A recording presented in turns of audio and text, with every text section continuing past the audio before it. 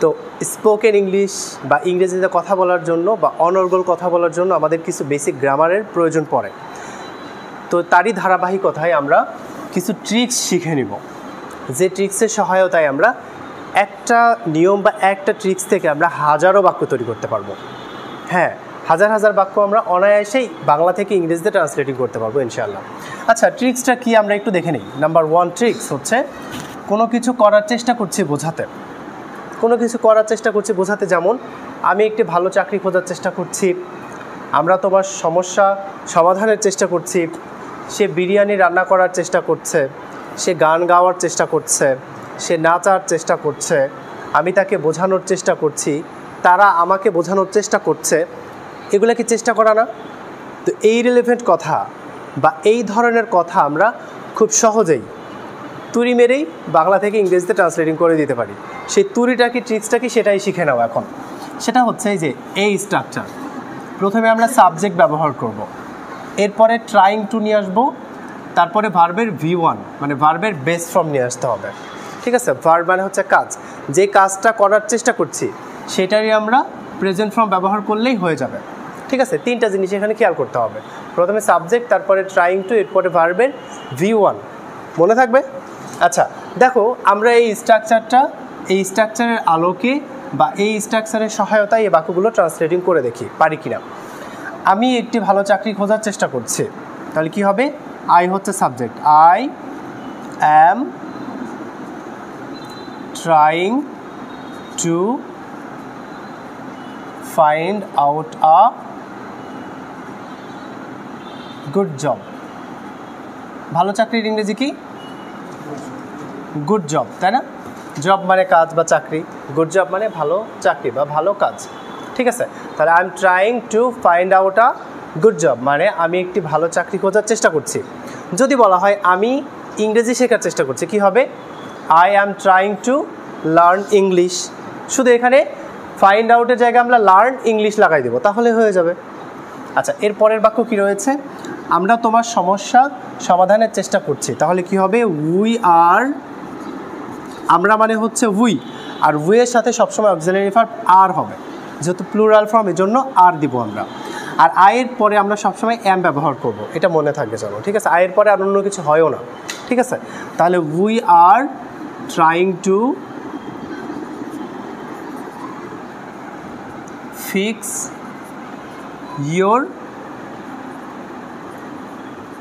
Problem. তাহলে we are trying to fix your problem মানে হচ্ছে আমরা তোমার সমস্যা সমাধানের চেষ্টা করছি। ঠিক আছে, বুঝতে পারছো? দেখো, ট্রাইং টু কিন্তু আছেই কমন, এরপরে ফিক্স হচ্ছে ভার্বের V1।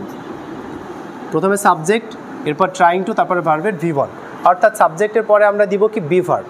সাবজেক্ট অনুযায়ী অ্যাম, ইজ, আর, ওয়াজ, ওয়ার এই বি ভার্বগুলো ব্যবহার করবো। যেমন আয়ের ক্ষেত্রে হয় অ্যাম, ঠিক আছে, আর এর ক্ষেত্রে হয় কি? উই এর ক্ষেত্রে হয় আর, হির ক্ষেত্রে কি হবে? ইজ, সেকেন্ড পারসনের জন্য। আচ্ছা, এরপর রয়েছে সে বিরিয়ানি রান্না করার চেষ্টা করছে, তাহলে কি হবে? শি ইজ ট্রাইং টু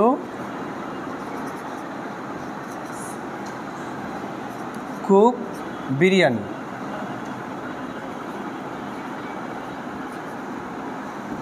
তাহলে he is trying to cook biryani মানে সে বিরিয়ানি রান্না করার চেষ্টা করছে। দেখো তো, এখানে সাবজেক্ট হচ্ছে শি, এরপর ট্রাইং টু, এরপর কুক মানে কি? রান্না করা। কুক মানে রান্না করা, তাহলে he is trying to cook biryani, সে বিরিয়ানি রান্না করার চেষ্টা করছে। বোঝা গেছে কথা? তারপরে রয়েছে আমি তাকে বোঝানোর চেষ্টা করছি। এখানে চেষ্টা করা হচ্ছে না, আমি তাকে বোঝানোর চেষ্টা করছি, চেষ্টা করা হচ্ছে না। তো সেক্ষেত্রে আমরা কি করব? আই এম ট্রাইং টু পারসিউড হিম। এই যে পারসিউড কথাটার অর্থ হচ্ছে কি? কাউকে বোঝানো, কাউকে বোঝানো বা কনভিন্স করা। বুঝতে পারছো কি?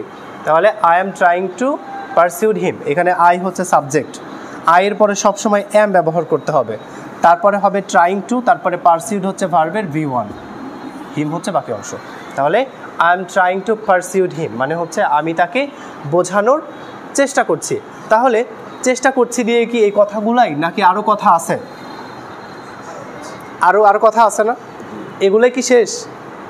হ্যাঁ, আমি কোরআন তেলাওয়াত করার চেষ্টা করছি, আমি ইংরেজি শেখার চেষ্টা করছি, আমি হাতের লেখা সুন্দর করার চেষ্টা করছি, আমি গান গাওয়ার চেষ্টা করছি, তাই না? কত কথা আছে তার চেষ্টা করি দিয়ে আমাদের জীবনে আমরা অনেক কিছুরই চেষ্টা করি, তাই না? চেষ্টা এখন সঠিকভাবে অ্যাপ্রোপ্রিয়েটলি যদি আমরা চেষ্টা করি, আমাদের চেষ্টায় যদি ভুল মেথডস না থাকে, ইনশাআল্লাহ আমরা সফল হবই হব। সঠিক মেথডে আগাইতে হবে, সঠিক নিয়মে আমাদেরকে পড়তে হবে, ভুলভাল নিয়মে পড়লে হবে না। ঠিক এই ট্রিক্স নাম্বার 1, অর্থাৎ কোনো কিছু করার চেষ্টা করছি বোঝাতে আমরা সাবজেক্ট, এরপরে ট্রাইং টু প্লাস ভার্বের V1, সাবজেক্ট এরপরে ট্রাইং টু তারপরে ভার্বের V1 ব্যবহার করলেই কোনো কিছু করার চেষ্টা করছি এমন সব কথা বলা হয়ে যাবে। কথা বুঝতে পারছো? হ্যাঁ, যদি বলা হয় যে আমি ইংরেজি শেখার চেষ্টা করছি, তাহলে কি হবে? I am trying to learn English.